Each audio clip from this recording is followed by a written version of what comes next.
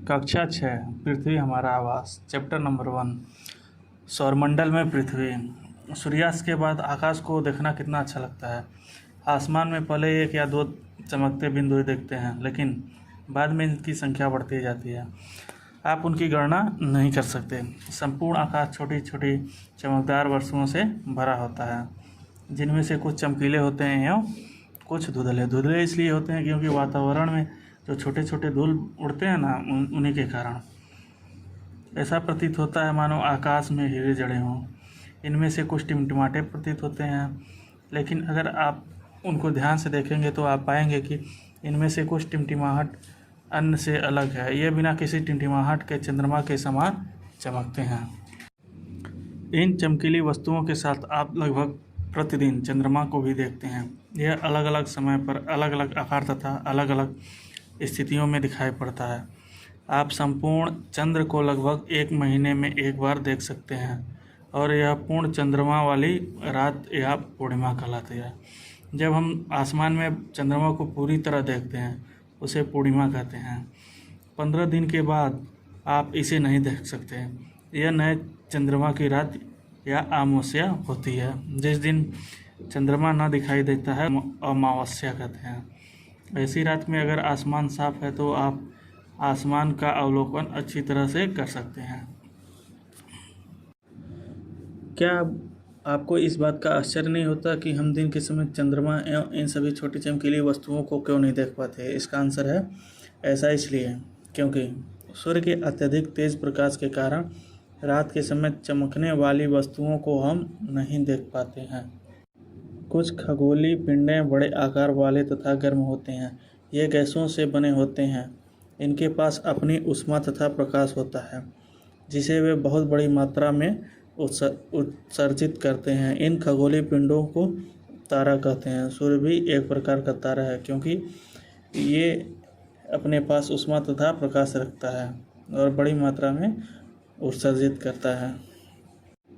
जो हम रात को चमकते हुए तारे देखते हैं, वह सूर्य के समान ही होता है और उनसे बहुत बड़े भी होते हैं, लेकिन ये हमसे बहुत अधिक दूर होने के कारण हम लोग इनकी ऊष्मा या प्रकाश को महसूस नहीं करते तथा वे अत्यंत छोटे दिखाई पड़ते हैं। आपने अवश्य ध्यान दिया होगा कि कुछ ही दूरी से दिखने पर सभी वस्तुएं छोटी दिखाई पड़ती हैं। अत्यधिक ऊंचाई पर उड़ रहा हवाई जहाज कितना छोटा दिखाई देता है। रात्रि में आसमान की ओर देखते हुए आप तारों के विभिन्न समूहों द्वारा बनाई गई विविध आकृतियों को देख सकते हैं। ये नक्षत्र मंडल कहलाते हैं। अर्सा मेजर या बिग बियर इसी प्रकार का एक नक्षत्र मंडल है। बहुत आसानी से पहचान में आने वाला नक्षत्र मंडल है सप्तऋषि। सप्त मतलब 7, ऋषि मतलब संत। यह 7 तारों का समूह है, जो कि नक्षत्र मंडल अर्सा मेजर का भाग है। प्राचीन समय में लोग रात्रि में दिशा का निर्धारण तारों की सहायता से करते थे। उत्तरी तारा उत्तर दिशा को बताता है। इसे ध्रुव तारा भी कहा जाता है। यह आसमान में हमेशा एक ही स्थान पर रहता है। हम सप्तऋषि की सहायता से ध्रुव तारे की स्थिति को जान सकते हैं। कुछ खगोलीय पिंडों में अपना प्रकाश एवं ऊष्मा नहीं होता। वे तारों के प्रकाश से प्रकाशित होते हैं। ऐसे पिंड ग्रह कहलाते हैं। ग्रह, जिसे अंग्रेजी में प्लेनेट कहते हैं, ग्रीक भाषा में प्लेनेटाई शब्द से बना है, जिसका अर्थ होता है परिभ्रमक, अर्थात चारों ओर घूमने वाले। पृथ्वी, जिस पर हम रहते हैं, एक ग्रह है। यह अपना संपूर्ण प्रकाश एवं ऊष्मा सूर्य से प्राप्त करती है, जो पृथ्वी के सबसे नज़दीक का तारा है। पृथ्वी को बहुत अधिक दूरी से जैसे चंद्रमा से देखने पर यह चंद्रमा की तरह चमकती हुई प्रतीत होती है। आसमान में दिखने वाला चंद्रमा एक उपग्रह है। यह हमारी पृथ्वी का सहचर है तथा इसके चारों ओर चक्कर लगाता है। हमारी पृथ्वी के समान 7 अन्य ग्रह हैं, जो सूर्य से प्रकाश एवं ऊष्मा प्राप्त करते हैं। उनमें से कुछ के पास अपने चंद्रमा भी हैं। सौरमंडल, सूर्य, 8 ग्रह, उपग्रह तथा कुछ अन्य खगोलीय पिंड जैसे क्षुद्र ग्रह एवं उल्का पिंड मिलकर सौरमंडल का निर्माण करते हैं। उसे हम और परिवार का नाम देते हैं, जिसका मुखिया सूर्य है। जिसे हम सौर परिवार का नाम देते हैं, जिसका मुखिया सूर्य है। सूर्य सौरमंडल के केंद्र में स्थित है। यह बहुत बड़ा एवं अत्यधिक गर्म गैसों से बना है। इसका खिंचाव बल इससे सौरमंडल को बांधे रखता है। सूर्य सौरमंडल के लिए प्रकाश एवं ऊष्मा का एकमात्र स्रोत है, लेकिन हम इसकी अत्यधिक तेज ऊष्मा को महसूस नहीं करते, क्योंकि सबसे नज़दीक का तारा होने के बावजूद यह हमसे बहुत दूर है। सूर्य पृथ्वी के लगभग 15 करोड़ किलोमीटर दूर है। ग्रह। हमारे सौरमंडल में 8 ग्रह हैं। सूर्य से दूरी के अनुसार वे हैं बुध, शुक्र, पृथ्वी, मंगल, बृहस्पति, शनि, यूरेनस तथा नेपच्यून।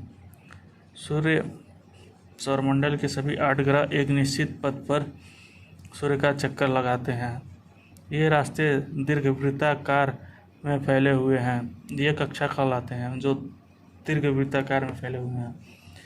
बुध सूर्य के सबसे नज़दीक है और अपनी कक्षा में सूर्य के चारों ओर एक चक्कर लगाने में इसे केवल 88 दिन लगते हैं। सूर्य को पृथ्वी का जुड़वा ग्रह शुक्र को पृथ्वी का जुड़वा ग्रह माना जाता है, क्योंकि इसका आकार एवं आकृति लगभग पृथ्वी के समान है। अभी तक प्लूटो भी एक ग्रह माना जाता था, परंतु अंतर्राष्ट्रीय खगोलीय संगठन ने अपनी बैठक अगस्त 2006 में यह निर्णय लिया कि कुछ समय पहले खोजे गए अन्य खगोलीय पिंड 2003 UV 313 सीरस तथा प्लूटो बौने ग्रह कहे जा सकते हैं। अब आते हैं पृथ्वी पे। सूर्य से दूरी के हिसाब से पृथ्वी तीसरा है। आकार में यह 5वां सबसे बड़ा ग्रह है। यह ध्रुवों के पास थोड़ी चपटी है। यही कारण है कि इसके आकार को भू-आप कहा जाता है। भू-आप का अर्थ है पृथ्वी के समान आकार। जीवन के लिए अनुकूल परिस्थितियां संभवतः केवल पृथ्वी पर ही पाई जाती हैं। पृथ्वी न तो अधिक गर्म है और न ही अधिक ठंडी। यहाँ पानी एवं वायु उपस्थित है, जो हमारे जीवन के लिए आवश्यक है। वायु में जीवन के लिए आवश्यक गैसों जैसे ऑक्सीजन मौजूद है। इन्हीं कारणों से पृथ्वी सौरमंडल का सबसे अद्भुत ग्रह कहा जाता है और यह अद्भुत ग्रह है।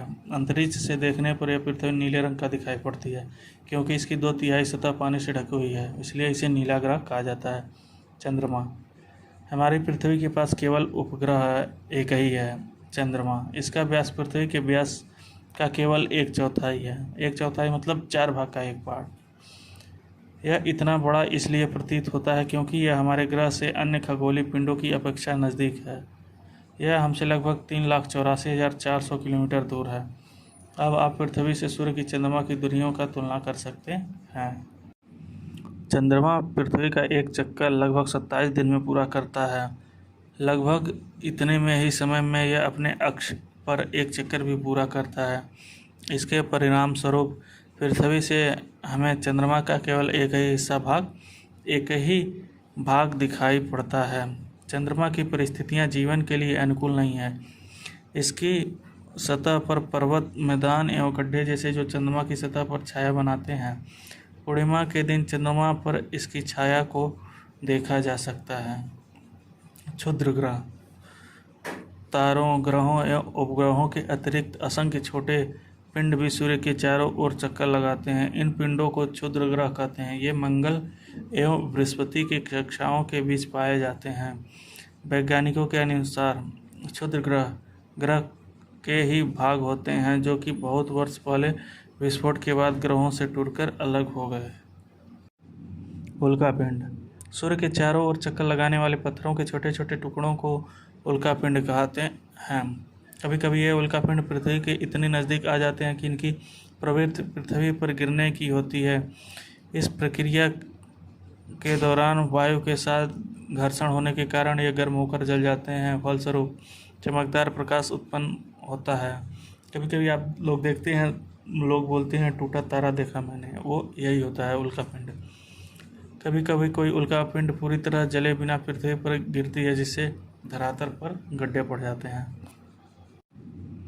क्या आपने तारों वाले खुले आकाश में एक ओर से दूसरी ओर तक फैली चौड़ी सफ़ेद पट्टी की तरह एक चमकदार रास्ते को देखा है?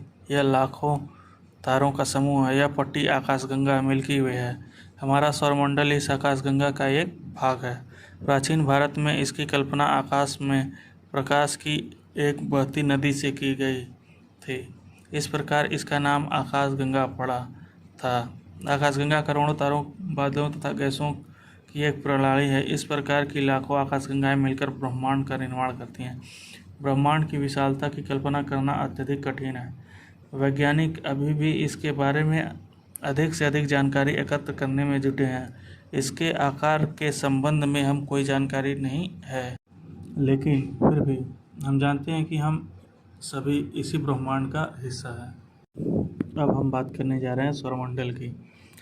बुध ग्रह सूर्य के चारों ओर एक परिक्रमण 28 दिन लेता है और अपने अक्ष पर घूर्णन 59 दिन लगाता है। शुक्र सूर्य के चारों ओर एक परिक्रमण 255 दिन लगाता है, अपने अक्ष पर घूर्णन 243 दिन लगाता है।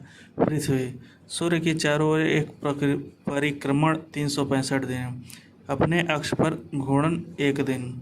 चंद्रमा की संख्या 1। मंगल ग्रह सूर्य के चारों ओर एक परिक्रमण 687 दिन, अपने अक्ष का घूर्णन 1 दिन। चंद्रमा की संख्या 2। अंतरिक्ष ग्रह सूर्य से बहुत नज़दीक है, ये चट्टानों से बने हैं।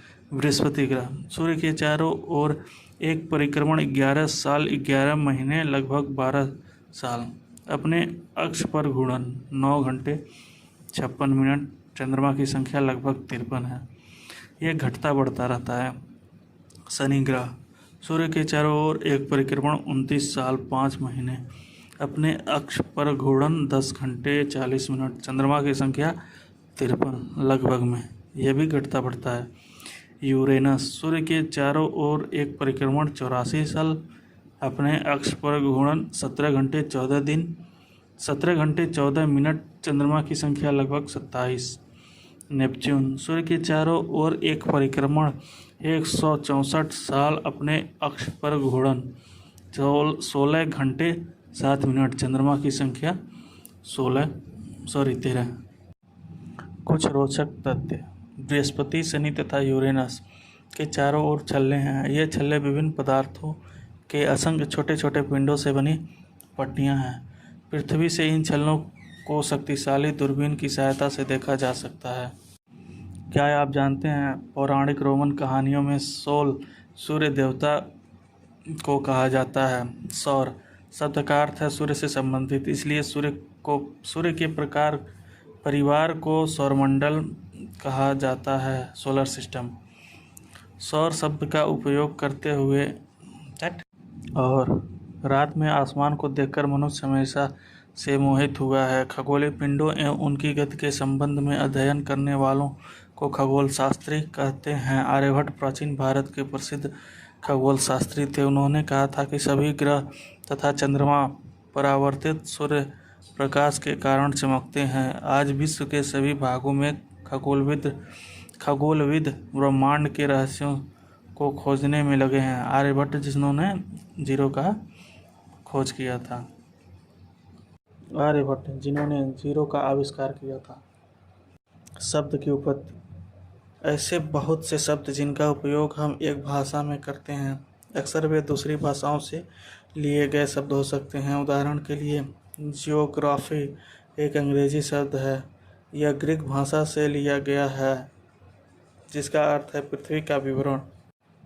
यह 2 ग्रीक शब्दों से मिलकर बना है, जिनमें GE शब्द का अर्थ है पृथ्वी एवं ग्राफिया GRAPHIA का अर्थ है लिखना। आइए पृथ्वी के संबंध में और अधिक जानें। जियोलॉजी, जियोमेट्री, जियोआइन। जियोलॉजी मीन्स पृथ्वी का अध्ययन, जियोमेट्री मीन्स पृथ्वी का मापन, जियोआइड मतलब पृथ्वी के आकार के अनुरूप। प्रकाश की गति 3 लाख किलोमीटर प्रति सेकंड है। इस गति के बावजूद सूर्य के प्रकाश को पृथ्वी तक पहुंचने में लगभग 8 मिनट का समय लगता है।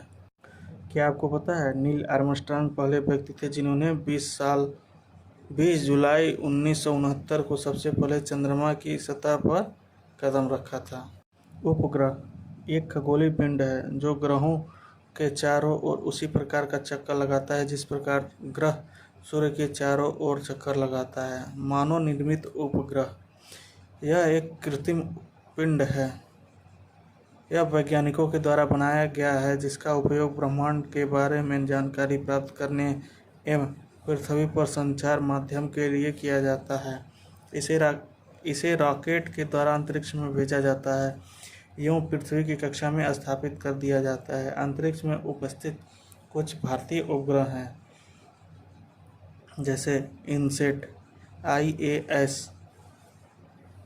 एडुसैट इत्यादि हैं।